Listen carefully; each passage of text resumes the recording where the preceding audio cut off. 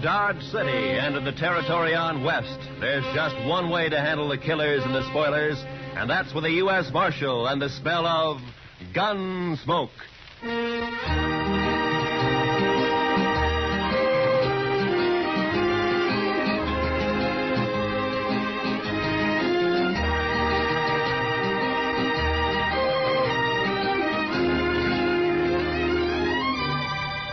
Gunsmoke, starring William Conrad.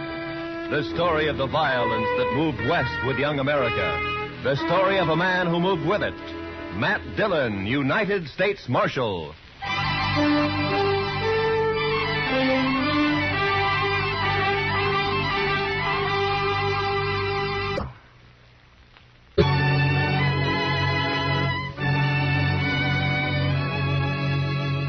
It was over 100 miles back to Dodge, but I figured I could make it easy in a day and a half. I'd been in Hays City as a government witness in a murder trial, and I was anxious to get back. So I rode out of Hays one morning a couple of hours before light. The ground was clear as snow, but it was midwinter, and it was sharp cold. When the day came, there was no sun, only dark gray sky drilled by a high, cold, searching wind. The air was as thin as I could ever remember it being. And behind me in the north lay a great slab of blackness. When I saw that, I should have turned back, for the wind stood out of the north, too, and sooner or later it would drive that black slab right down on top of me. This was blizzard weather, the kind of weather that kills the land and everything on it. I don't know why I went on, maybe because of the wind. You know, a high wind will distemper a man. Make him drunk like. Anyway, I didn't turn back. And about noon, the sky began to turn white with snow, and I could smell a touch of moisture in the air. And finally it came. The sleet, shrilling in on the wind like small buckshot as the blizzard howled down the prairie. I couldn't look right or left without being stung blind, but as long as I kept the wind on my back, I knew I was headed south. 2 hours of this, and I could feel my horse slowing down and weakening under me. My own body stiffened with the cold. Men died when they got caught in a thing like this. They died easy. Another hour passed, and my horse was carrying his head close to the ground. I figured he'd stumble soon, so I kicked my feet out of the stirrups and braced myself against the horn. By now, the wind had really gotten into me. And when I saw the blur of a ranch house up ahead, I thought maybe it was a trick. But a few minutes later, we rounded a corner of the place and stood at last in the lee of the storm. I slid down and got up to the door and pounded on it. And I waited. Then I pounded again. Then the door came open, and the figure stood in the light. Who are you? Bring him in, L.V. Any man out in that weather's been made harmless. Get inside. Out of the way, Alfie, you fool. All right, stranger. Hands in the air. High. That's better. Unload him, Alfie.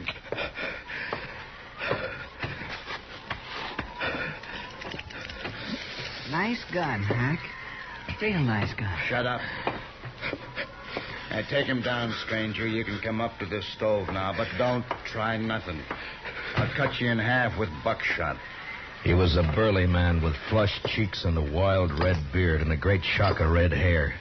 Even his hands and fingers bristled with it. He sat on a stool by the stove, a shotgun across his knees. And his eyes never left me. The other one, Alvy, had a body of an underfed boy, but he was completely bald, and his skin was tight and dry. He looked like a naked skull. And his eyes... well, something had touched Alvy. You look half froze, stranger. You must have wanted something real bad to go out in weather like this. I never saw him around here before, Hack. He's a stranger, Alfie. He don't belong around here. Of course, we don't know anybody, but I seen a few, and I never seen him before. Maybe he's seen you, Alfie, somewhere. Not me. He never saw me nowhere. How do you know that? Maybe he was just looking for some cows and got lost in the storm. You're just a kid, Alfie. I always said you don't know much. Belle! Belle, get on out here. She was a pretty girl, but with a dark, half-wild look that I'd never seen before in a woman. Her eyes jumped from man to man and then came to rest on me, fixed and curious. And then after a moment, she looked away and moved into a chair across the room. Supper ready, Belle? It's awful cold out. You recognize him, Belle? You ever see him before? No. You're sure now? Maybe Hayes City. Maybe you saw him up there sometime. I don't know him. You're sure? Yes. If you're lying to me, you know what I'll do to you. I never saw him before. He come in here half froze, right out of the blizzard. Must have been looking for some cows and got lost. Shut up, Alfie. We don't know what he's doing here, Belle. Why shouldn't a man get out of the storm? Even in here. That's enough. All right, stranger who never saw you before, we don't know who you are. And as soon as I think you're lying, I'm going to blow a big hole in you. What about my horse? I'd like to put him in the barn if you've got one. Alfie? Oh, now, Hack, I ain't going out there. I'd freeze. And the horse will freeze if you don't. It's his horse. We might need it. Go on, Alfie, before I get cross. All right, I'll go. I wonder why that horse is so important.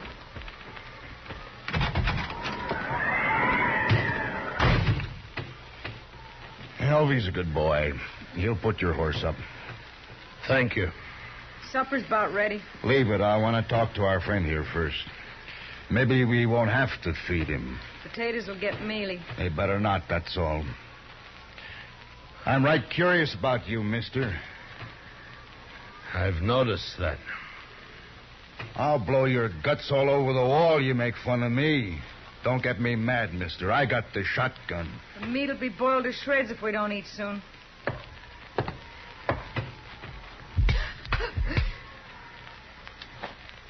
You just won't understand any other way, will you, Belle? What is it you want to know about me? I can tell, mister, I can handle you easy now. What do you mean? All I got to do is wallop the girl and you'll talk. I don't have to do nothing to you. All right, if I take my jacket off?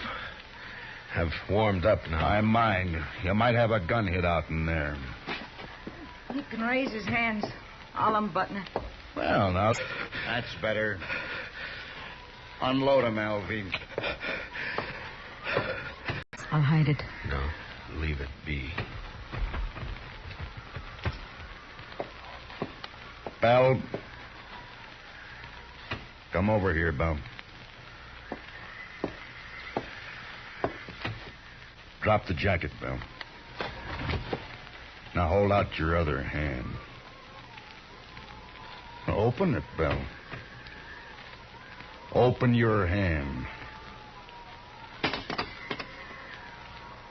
That's real bad what you did, Belle. Real bad. You know what I'm going to do? I'm going to put you outside for a spell out in the weather. After supper, after you've cleaned up supper, you can be thinking about it till then.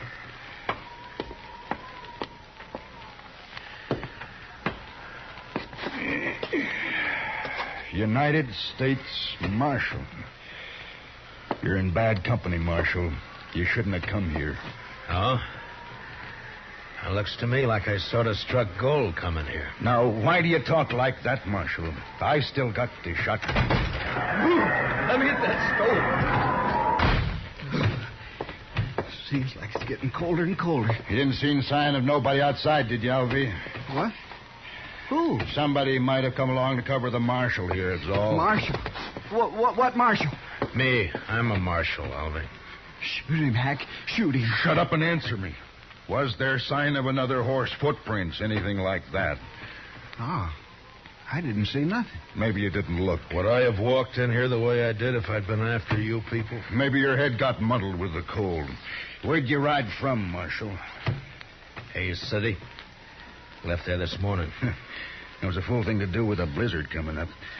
Maybe. Or did you think you could get the jump on us easier in a storm? Was that it, Marshal? Yeah. You knew we'd be trying to keep cozy in here. I'm curious, Hack. What are you and Alvy on the run for? Don't you tell him, Hack. I don't trust him at all. Alvy, it'd be mighty dull without you, boy. Don't laugh at me, Hack. Now stop it. I don't like laughing. You know that, Hack. And don't you do it no more. I got ways.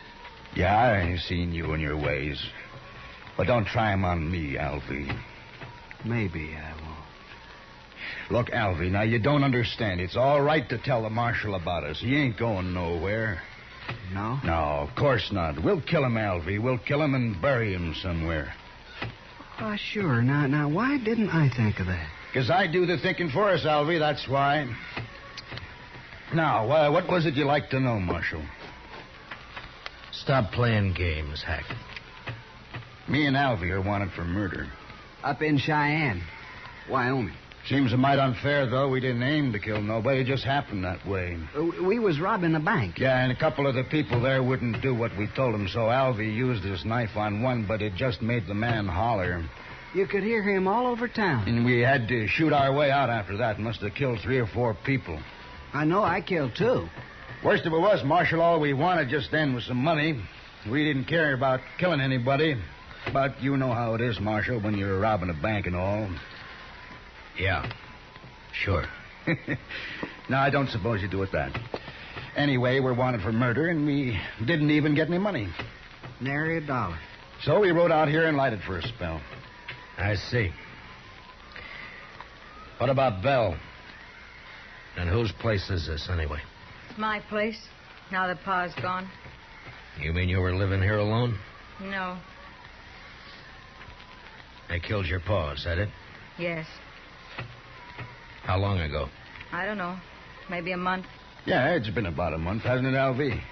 35 days. There, you see. Alvy always knows just how long everything's been. No, that's fine. Tell me what you do with him. Who? The old man. Oh, we buried him out back. Couldn't afford a funeral. Could we, Alvy?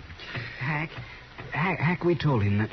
Now let's shoot him. No, I've been thinking it over. People in Hayes City know he started for Dodge, and when he don't show up, they might come looking for him. But you said we'd bury him, Hack. That's what you said. Yeah, that's right, but we can't bury his horse, too. Not in this ground. It's froze solid. And if we turn the horse loose and they find it and can't find the marshal's body, then they'll suspect something. You're pretty smart, Hack. Too bad you don't know enough to stop killing people. Too bad for you, anyway. Well, what are we going to do, Hack? I'm getting hungry. That supper won't be fit to eat. Shut up. One more word out of you, Bella, and I'll whoop you good. Come on, Hack. I'm really hungry. No, listen to me, Alvy. Now, my idea is to knock the marshal on the head and throw him outside to freeze. Now, he'll keep real good that way. And when the storm breaks, we can carry him off 20 miles or so and dump him on the ground. Look like he got throwed and hit his head and froze. Oh, that's fine, Hack. That's just fine. Then we'll break his horse's leg, make it easier for them to find him. You just don't care about anything, do you, Hack?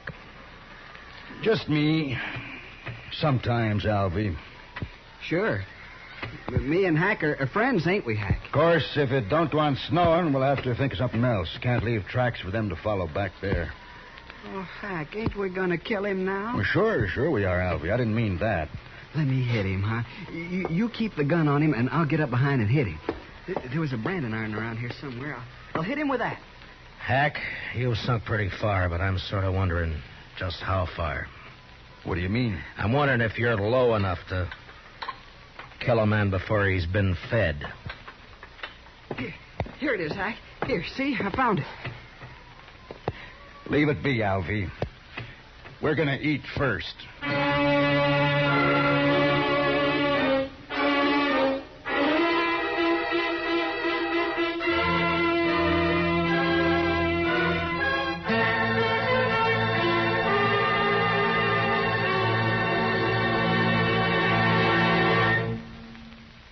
We will return for the second act of Gunsmoke in just a moment. But first, this Sunday night, Lionel Barrymore is your host and Joseph Cotton the star on Sunday Night Playhouse's gripping historic drama based on the life of Peter Marshall. Hear how a Scottish immigrant lad rose to the position of chaplain of the United States Senate. A story you'll agree is far more fascinating than fiction. Remember, it's tomorrow night when Lionel Barrymore introduces another Sunday night playhouse on most of these same CBS radio stations. Now for the second act of Gunsmoke.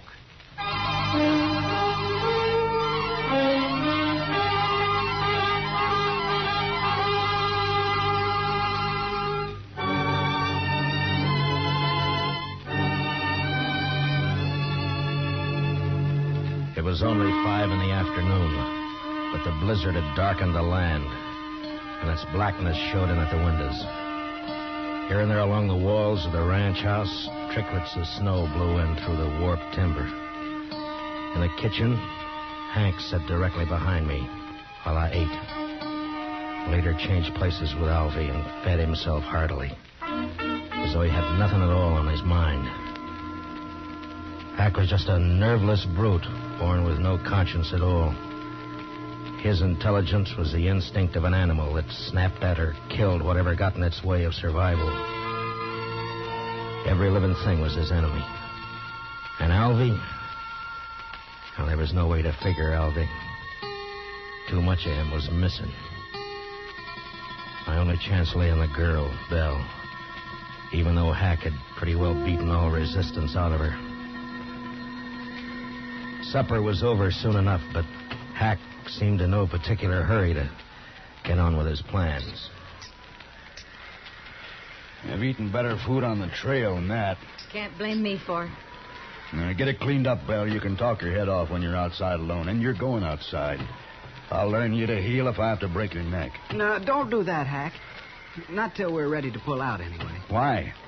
Well, I ain't gonna do the cooking. Well, I hope not. I've eaten your cooking. My sister was a good cook. Yeah, we should have brought her along, Alvy. No. I don't like her. Where are you from, anyway? Which, me or Alvy? Well, you to start with. Wyoming, place called Crowheart. I didn't stay there long, though. What about you, Alvy? Now, where were you born, Alvy? I never did know. Republican River. That's not a place, you fool. Well, that's what they told me. Republican River. They always lived in a wagon, my ma and pa. Had a lot of kids, too. Of course, most of them died. I'm about the only one that made out any good at all. And you did fine, Alvy, fine. Give me the shotgun. Here. All right, Marshal, let's get back by the stove while Belle cleans this mess up. Shall we hit him and throw him out to freeze up now, Hack? Not yet. I want to punish Belle first. You know, someday you're going to get caught without that shotgun, Hack. Somebody's going to tear you apart. That's fair enough, Marshal. Give me a fair chance at you then, huh? Barehanded? No. Oh, you're bigger than I am, Hack. Might be fun for you. I don't know nothing about fun. I ain't going to kill you because it's fun. Oh, come on, Hack. I want to go to bed. Belle, come out here.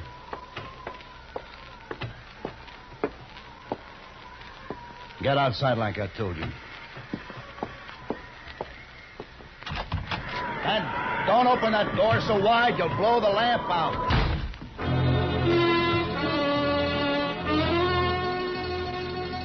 Belle had walked through the room and out the door without a glance at any of us. I figured she'd go down to the barn where she'd be all right for a little while anyway. But I knew I'd have to make a move soon. I sure wasn't going to sit there like a fall hog and let Alvy knock me in the head whenever he got ready. But it didn't take much more sense to try to jump Hack in that shotgun and let him blow me all over the place. It was a beggar's choice, and the more I thought about it, the madder I got. Hack, I'm sleepy. I'm going to hit him and go to bed. You can do what you want after, but I ain't staying up all night. Alvy's got his mind made up, Marshal, I can tell. Just what do you call his mind, Hack? I got ways to fix you, Marshal. Never mind, Alvy. Wrap something around that iron, otherwise it won't look like he hit his head on a rock. What difference it makes? Do what I say, Alvy. All right, Hack. Here, I'll use this curtain. Now, keep your eyes on me, Marshal. Alvy moved around behind me and was getting a good grip on his branding iron. I leaned slightly forward in the chair and was tensed and waiting for the split second when my instinct had told me to jump. And then suddenly the door was flung wide open and the wind roared in, almost lifting the room as it came. The lamp flared and then went out as I plunged sideways from the chair. Did you hit him, Albie? Did you hit him? You bloody fool. Don't you try nothing, Marshal. I got some more shells right here. Don't you move now. I crawled across the room and was out the door before Hack could reload. In the snow outside, I stood up and turned to find Belle waiting by the side of the door, a pitchfork in her hand. I couldn't see her face very well in the dark, but I could tell she was shaking with cold. I reached out and took the fork from her and then flattened myself against the wall and waited. I was afraid it was you he shot. That was a smart trick, Belle, throwing the door open that way. He shot Albie, didn't he? Yeah. Good. I think he's found out I'm not in there. What are you going to do? Wait. Marshal. Marshal. I'm going to kill you and the girl both now.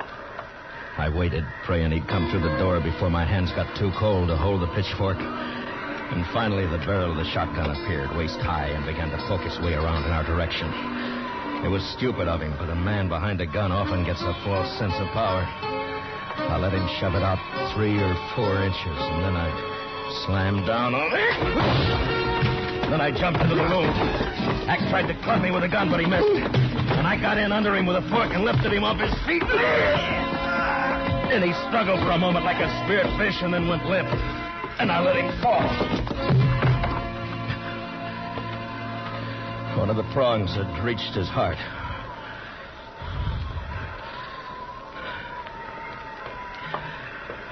Did you get him, Marshal? Is he dead? Yeah. Light the lamp.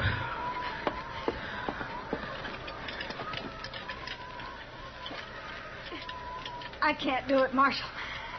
My fingers are too stiff. Here, I'll do it.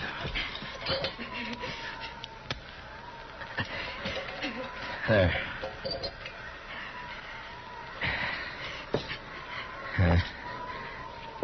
Quite a mess in here. Why don't you wait in the kitchen, Belle? I'm all right, Marshal. But I can't help you much till I get warmed up some. Then you stay by the stove, huh? I'll lug these people outside. Thank you, Marshal.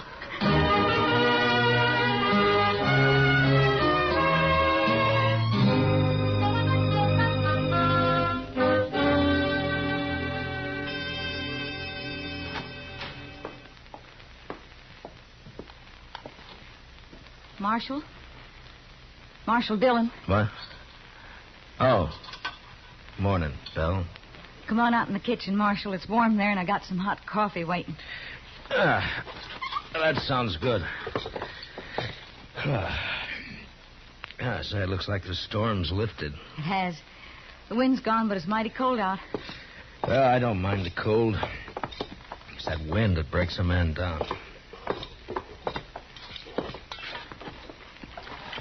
There. Get some of that in you.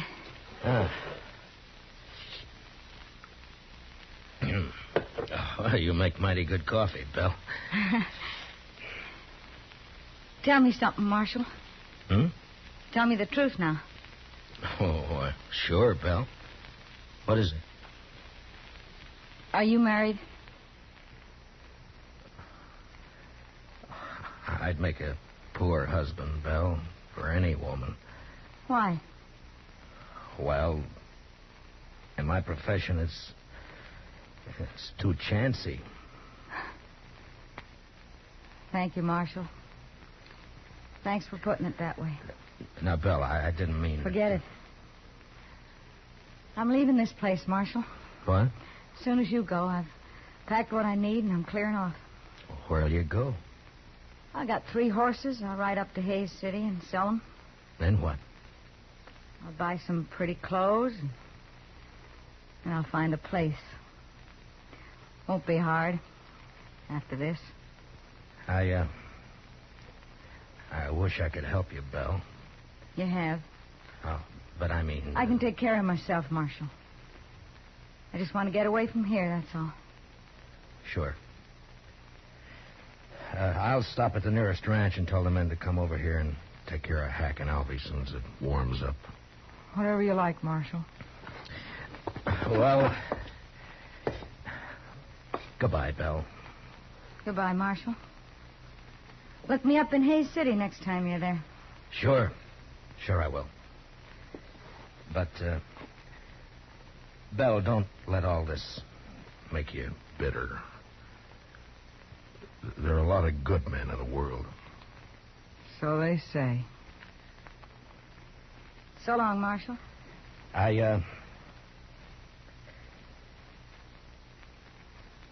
So long, Belle.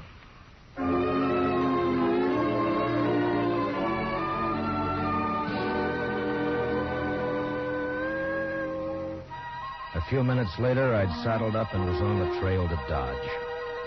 The sky was low and a slate gray all over, but there was no wind.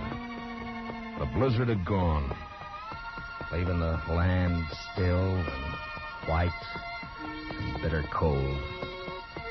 There wasn't a sign of life anywhere. It was like riding through a vast tomb. I found myself feeling like a trespasser, as though something had gone wrong. And I wasn't supposed to be there at all.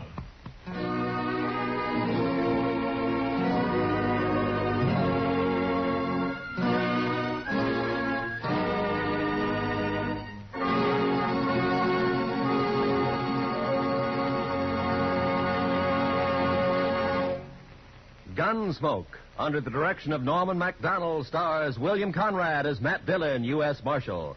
Tonight's story was specially written for Gunsmoke by John Meston, with music composed and conducted by Rex Corey. Featured in the cast were John Daner as Hack, Harry Bartell as Alvy, and Vivi Janis as Belle. Gunsmoke is heard by our troops overseas through the facilities of the Armed Forces Radio Service.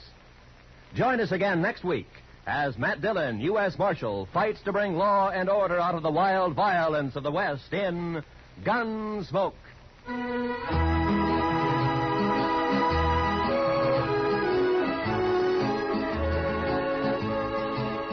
Starts this Monday, a new run for Road of Life, returning to CBS Radio to join the rest of your daytime listening favorites at the Star's address. Road of Life, telling the day-to-day story of surgeon scientist Dr. Jim Brent, will keep your interest at a high point every Monday through Friday on most of these same stations. Remember, starting this coming Monday, Road of Life in its 16th year will be heard again on CBS Radio. Roy Rowan speaking. America now listens to 105 million radio sets and listens most to the CBS Radio Network.